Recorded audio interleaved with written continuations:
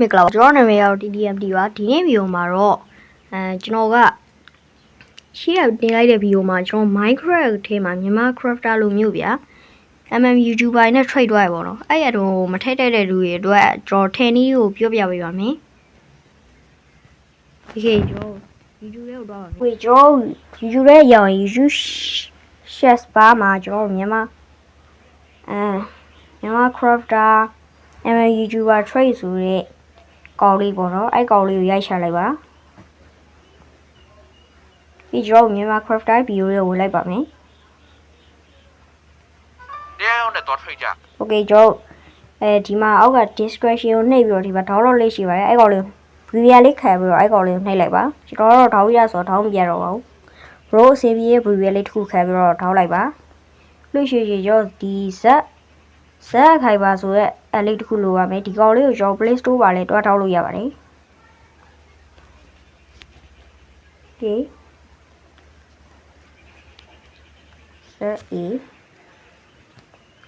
CHIV ဆိုရက်အလေးပါအဲ့ကောင်လေးကိုထောက်ပြီးတော့ကျွန်တော် open လိုက်ပါကျွန်တော်ထောင်းမပြတော့ပါဘူး Okay ကျွန်တော်ပြီးလို့ရှိရင်ကျွန်တော်တို့အဲ့ထဲရောက်လာဆိုလို့ရှိရင်ကျွန်တော် download နှိပ်မယ်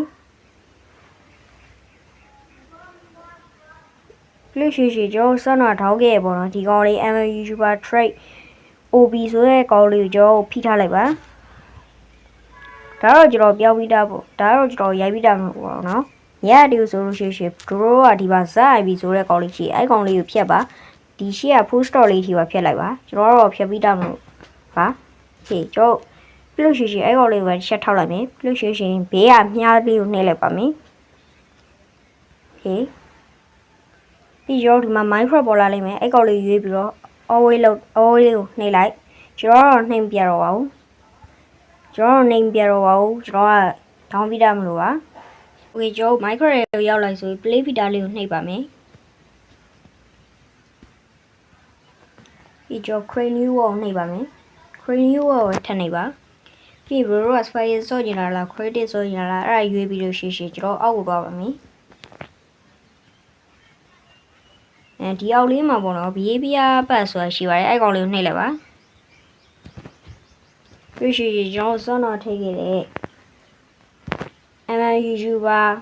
YouTuber trade OB item ဆိုတဲ့ကောင်လေးကိုကျွန်တော်တို့နှိပ်လိုက်ပါ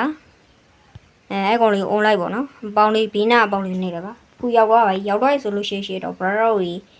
crate ကိုနှိပ်ပြီးတော့ brother ကိုစော့ရင်စော့လို့ရပါပြီ brother ရင် item တွေတီးသွားလို့ရှိရင်လည်း item ပျောက်ချင်ဆိုလို့ရှိရင်ကျွန်တော်ဒီပါ chat ဆိုတဲ့ကောင်လေးကို online လို့ရှိရင်အပေါ်ဆုံးမှာရှိတဲ့ key inventory ဆိုတဲ့ကောင်လေးကို on ပေးရမှာဖြစ်ပါတယ်ကျွန်တော်လုံးပြတော့ပါ okay ဒီနေ့ view လေးကလောက်ပါပဲ bro ရေနောက်နေ့ view ကြမှာကျွန်တော်နောက်ထပ်